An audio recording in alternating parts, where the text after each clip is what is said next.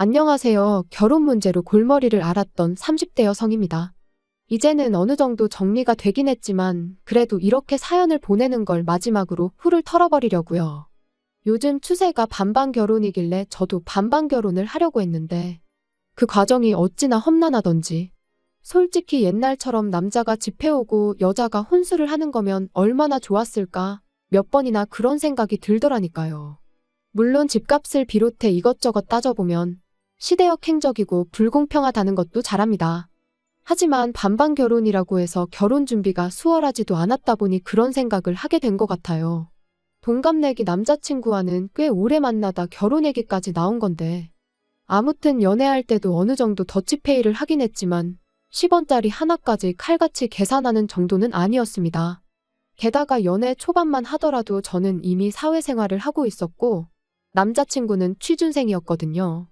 그래서 어디다 말은 안 했지만 번번이 제가 더 데이트 비용을 부담했었어요. 그래도 크게 불만은 없었습니다.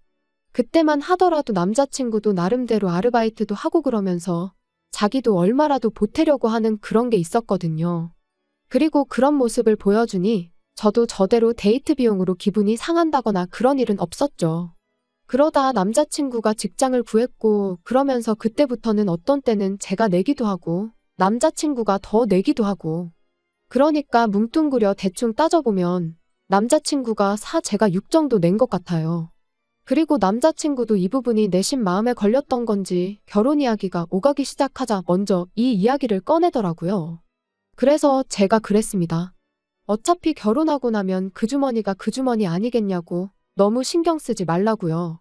그리고 솔직히 전에도 그랬던 것처럼 먼저 말을 꺼내니까 제가 더 괜찮다 말하게 된 것도 있어요.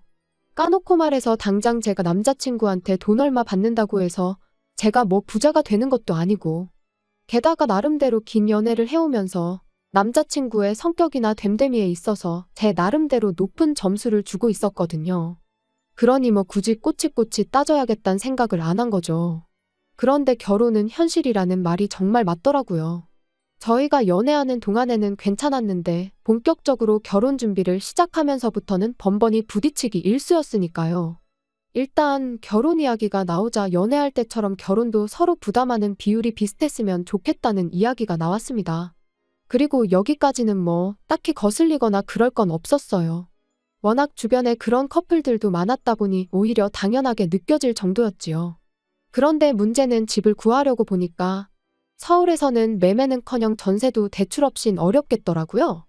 게다가 대출을 알아보니 당장 받는 것도 문제지만 받는다고 해도 후에 내야 할 이자가 무지막지하고. 그런데 그때 저희 어머니께서 인생에 한 번뿐인 결혼인데 어른들한테 손 벌리는 게 부끄러운 게 아니라며 도와주시겠다 하셨습니다. 제가 외동인데다가 저희 부모님은 어느 정도 노후 준비도 되어 계시거든요. 그래서 사실 결혼 이야기가 나오기 전부터 제가 시집가면 얼마는 해주겠다고 종종 말씀하시곤 하셨죠. 하지만 일단 제 성격이 뭐든 제 힘으로 하는 걸 선호하기도 했고 남자친구랑 반반 결혼을 하는 쪽으로 이야기까지 되었던 상황이다 보니 친정 부모님 도움은 가능한 받고 싶지 않았습니다. 그런데 상황이다 보니 괜찮다 안 받겠다 하는 말이 입에서 안 나가더라고요.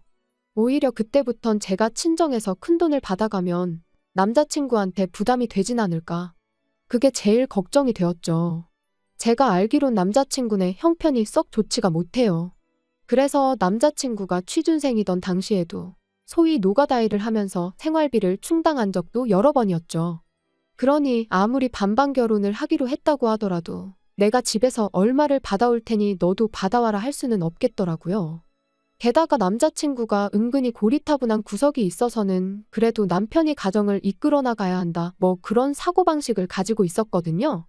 그런 사람이 반반 결혼 이야기를 꺼낸 것도 웃기긴 한데 아무튼 그런 남자친구를 자극하고 싶지도 않았네요.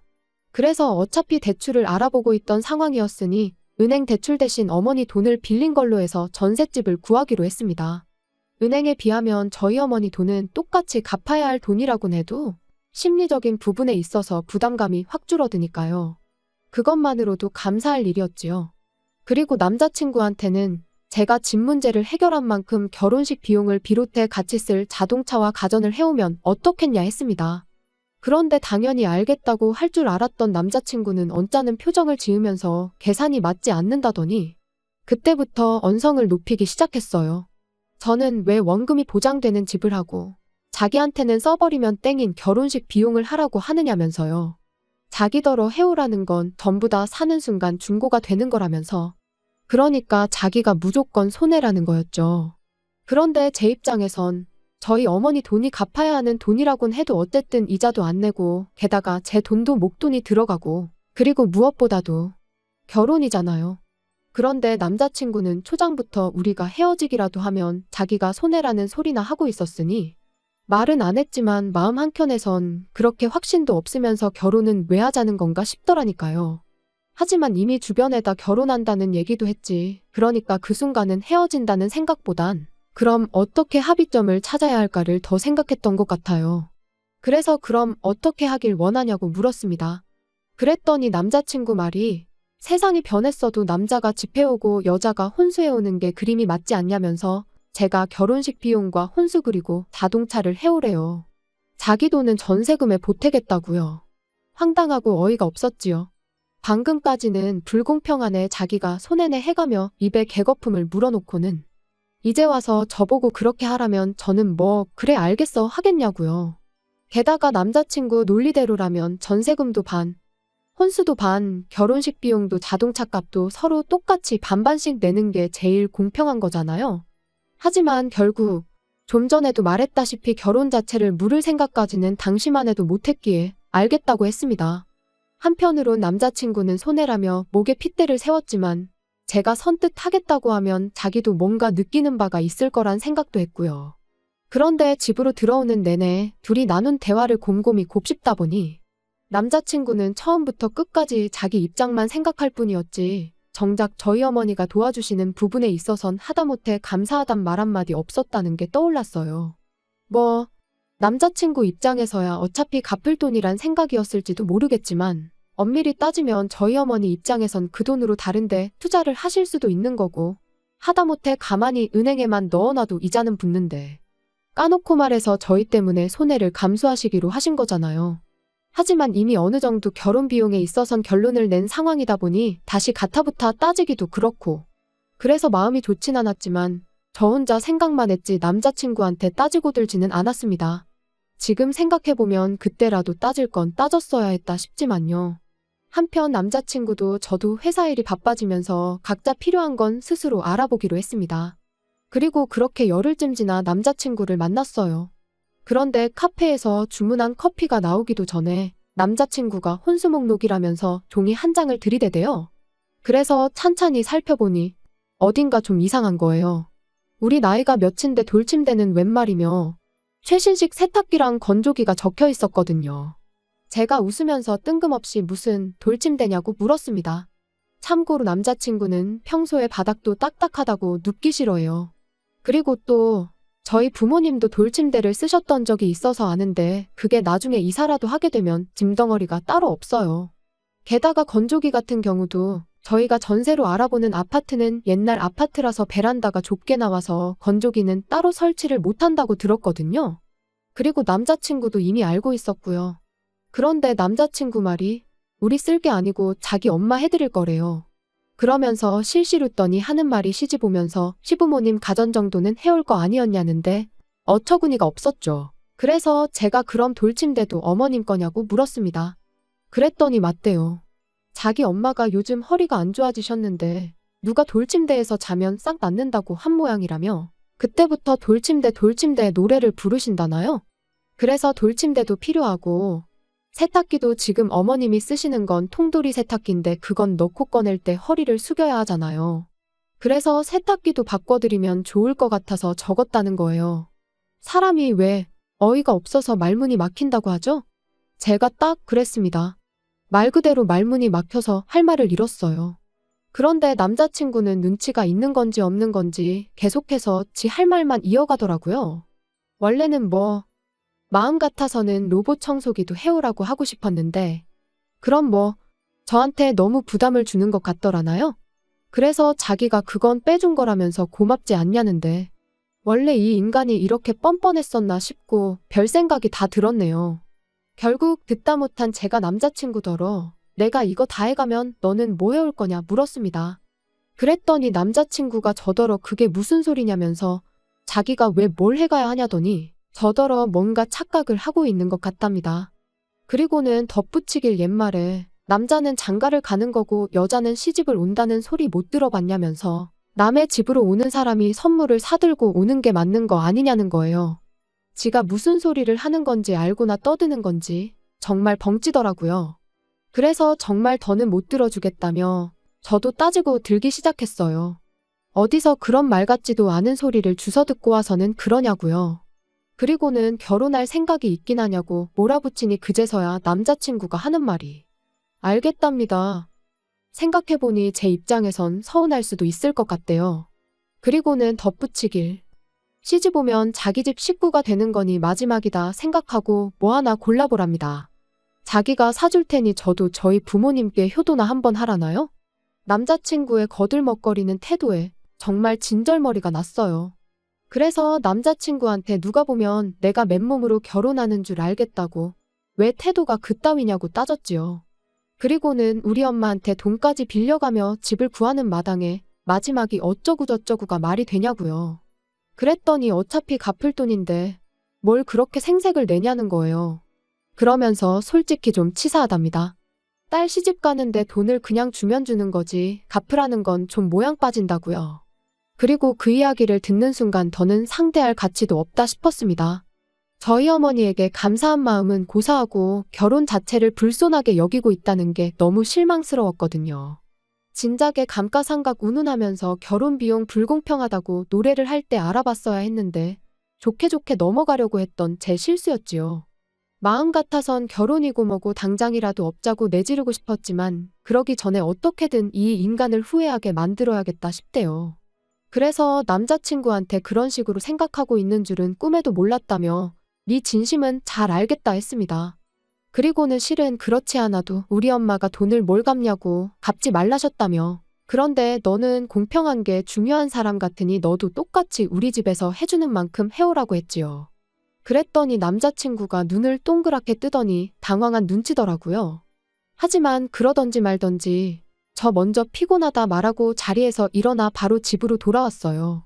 그리고는 어머니께는 결혼 안 할 거니까 적금은 깨지 마시라고 했죠. 그리고는 남자친구와 나눴던 대화를 들려드리니 어머니께서도 뭐 그런 놈이 다 있냐면서 그런 놈하곤 결혼해도 좋은 꼴은 못 보고 산답니다.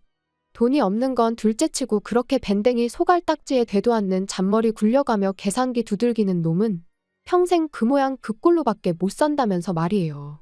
사실 집에 오는 내내 내가 말이 너무 심했나? 혹시 대화로 잘 풀어볼 수 있던 문제는 아니었을까 싶기도 했는데 어머니께서 두말 않고 잘했다 해주시니 한결 마음이 가벼워지대요. 그리고 그날 이후로 무슨 이유로든 남자친구가 연락을 해오면 일단 돈부터 준비하라고만 했어요. 돈이 준비가 돼야 결혼 준비도 할 거 아니냐고요. 그랬더니 2주쯤 지나자 아예 집 앞까지 찾아왔더라고요. 그래서 나갈까 말까 고민하다 언제까지 무시만 한다고 해결될 일도 아니니 이제 그만 확실히 헤어지자 얘기를 해야겠다는 생각으로 나갔습니다. 1층으로 내려가니 정문 바로 앞에 남자친구가 서 있었는데 시집 오는데 시댁에 빈손으로 올 생각은 하지 말라며 당당하게 말하던 기세는 온데간데 없이 쭈뼛거리면서 제 눈치만 살살 보더라고요. 그래서 제가 무슨 일이냐고 먼저 말문을 여니 한다는 소리가 자기가 생각이 짧았답니다. 어머님한테 드릴 돌침대며 세탁기며 그런 건 다 자식된 마음으로 하나라도 더 해드리고 싶은 마음 때문에 그랬던 건데 상황이 이렇게 돼서 어머님께 여쭤보니 아들이 행복한 게 최고라며 그런 거 안 받아도 된다고 하시더라나요. 하지만 그런 말에 뭐 제가 감동이라도 했어야 할까요? 오히려 상황이 이렇게 되니까 일단 말만 그렇게 하는지 알 바냔 말이죠. 그래서 그냥 아무 말도 안 하고 남자친구만 다시 쳐다보고 있었더니 자기가 생각을 해봤는데 처음에 제가 얘기했던 대로 하면 아무 문제 없는 거 아니냐입니다. 제가 장모님 돈에 제 돈을 더해서 집을 해오고 자기는 그 외의 것들을 하면 되지 않냐고요. 그러면서 그렇게 하면 자기가 굳이 돈을 부모님께 받아올 필요는 없을 것 같다는데 아직 결혼도 안 했는데 무슨 장모님이냐고 헛소리 하지 말라고 말을 끊었습니다. 그리고는 나도 생각해봤는데 맞다고 네가 굳이 네 부모님한테 돈을 받아올 필요는 없다고 했어요. 그랬더니 말을 딱 자를 때는 당황하다가 돈을 똑같이 해올 필요 없다는 말에 얼굴에 화색이 돌더니 역시 그럴 줄 알았답니다. 그래서 제가 당연한 거 아니냐고. 어차피 나는 너랑 헤어질 건데 네가 돈을 해오는 게 이제 와서 무슨 의미가 있겠냐고 했죠. 그리고 솔직히 너희 집 돈 해줄 상황 못 되지 않냐고 아주 직설적으로 물었습니다. 그 돈 해온다고 해봤자 기껏해야 네 부모님이 어디 가서 빌려다 주는 게 다일 텐데 그걸로 내가 발목 잡힐 일 있냐고. 됐다고요. 그랬더니 저더러 왜 그렇게 말을 못되게 하냐면서 자기 부모님 무시하는 말 한마디만 더하면 가만 안 있겠다나요? 그래서 이제 좀 상황 파악이 되냐, 네 주제를 알겠냐 했습니다. 그리고는 너 혼자 실컷 돈 열심히 벌어서 허리 아프신 어머님한테 돌침대도 사드리고 세탁기도 바꿔드리고 그렇게나 살라고 했네요. 그리고는 날 추워지는데 이제 그만 찾아오라고 집 앞에서 어슬렁거리는 거 보기 싫다고 했어요. 이럴 새에 나가서 아르바이트라도 하나 더 하라고요. 솔직히 실컷 빈정대고 나서 집으로 돌아왔는데 막상 그러고 나니까 마음이 편치만은 않았습니다. 요즘 워낙 이상한 남자들도 많아서 이별하는 것도 조심히 해야 한다는데 제가 너무 자극을 했나 싶기도 하고. 그래서 요즘엔 아버지께서 계속 지하철역까지 절 데려다 주시고 데리러 오시고 그러세요. 이 나이에 아버지 에스코트를 받을 줄은 몰랐는데 파혼도 그렇고 여러 가지로 면목이 없네요. 아무튼 어떻게 마무리를 해야 하나 싶은데 이제 지도 지가 똥차라는 건 확실히 알았겠죠? 하긴 뭐 더는 제가 알 바는 아니지만요. 사연 들어주신 여러분들도 아니다 싶을 땐 확실히 짚고 넘어가세요. 저처럼 좋은 게 좋은 거라고 당장 스트레스 받는 게 두려워서 못 본 척 모른 척 지나가지 마시고요. 옛말에 호미로 막을 거 가래로 막는다잖아요. 여러분은 저처럼 시간 낭비하시는 일 없으시길 바랍니다.